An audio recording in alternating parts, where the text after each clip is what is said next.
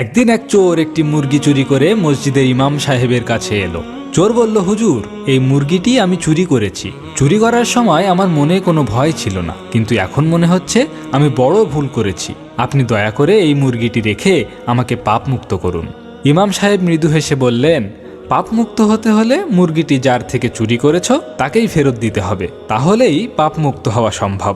চোর উত্তর দিল, হুজুর, আমি তো ফেরত দেওয়ার চেষ্টা করেছি, কিন্তু মুরগির মালিক সেটা নিতে রাজি হচ্ছে না। তখন হুজুর বললেন, এমন হলে তো তুমি পাপমুক্ত হয়েই গেছো, কারণ তুমি তাকে ফেরত দেওয়ার চেষ্টা করেছো। চোর তখন খুশি মনে মসজিদ থেকে চলে গেল। কিছুক্ষণ পর ইমাম সাহেব বাড়ি ফিরে দেখলেন তার নিজের মুরগিটিই নেই। বাড়ির লোকজন জানালো চোর ইমাম সাহেবের মুরগিটিই চুরি করেছে। তখন ইমাম সাহেব মাথায় হাত দিয়ে বললেন, আল্লাহ, জীবনে বহু চোর দেখেছি, কিন্তু এমন বুদ্ধিমান চোর আগে কখনোই দেখিনি। গল্পটি ভালো লাগলে আমাদের চ্যানেলটি সাবস্ক্রাইব করুন এবং জান্নাহ স্টোরিজের অনন্ত পথ চলার সঙ্গী হয়ে যান।